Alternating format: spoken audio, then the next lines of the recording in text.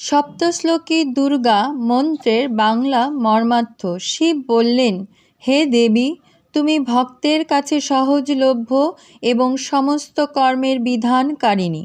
কলিযুগে কামনা পূরণের যদি কোনো উপায় থাকে তবে তোমার বাণী দ্বারা সম্মুখভাবে তা বলো।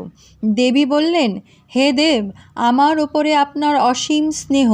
কলিযুগে সর্বকামনা সিদ্ধির যে সাধনা তা আমি বলছি, শুনুন। তার নাম হল আম্বাস্তুতি। ওং এই দুর্গা সপ্তশ্লোকী স্তোত্রের ঋষি হলেন নারায়ণ। ছন্দ অনুষ্টব্য। শ্রী মহাকালী, মহালক্ষ্মী এবং মহাসরস্বতী হলেন দেবতা। শ্রী দুর্গার প্রীত্যর্থে সপ্তশ্লোকী দুর্গা পাঠে এর বিনিয়োগ করা হয়। এই ভগবতী মহামায়া দেবী জ্ঞানীদের চিত্তকেও বলপূর্বক আকর্ষণ করে মোহময় করে দেন।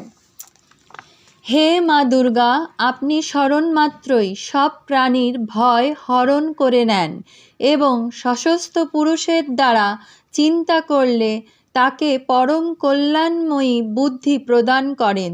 দুঃখ, দারিদ্র্য ও ভয়হারিণী দেবী, আপনি ছাড়া দ্বিতীয়া কে আছেন যার চিত্ত সকলের উপকার করার জন্য সততই দয়ার্ত? নারায়ণী, আপনি সর্বপ্রকার মঙ্গল প্রদানকারী, মঙ্গলময়ী, কল্যাণদায়িনী শিবা।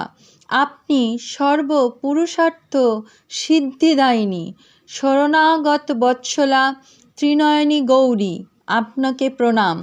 শরণাগত দীন এবং পীড়িতকে রক্ষায় সতত নিরত তথা সকলের পীড়া নিবারণকারিণী নারায়ণী দেবী, আপনাকে প্রণাম।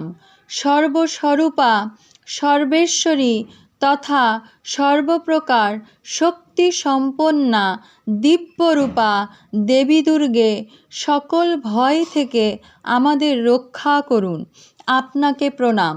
হে দেবী, আপনি প্রসন্ন হলে সর্বব্যাধি দূর করে দেন, আবার কুপিত হলে মনোবাঞ্ছিত সব কামনা নাশ করে দেন।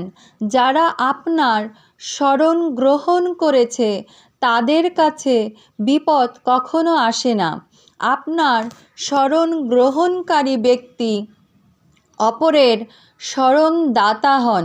হে সর্বেশ্বরী, আপনি এরূপে তিন লোকের সমস্ত বাধা দূর করুন এবং আমাদের শত্রু নাশ করুন।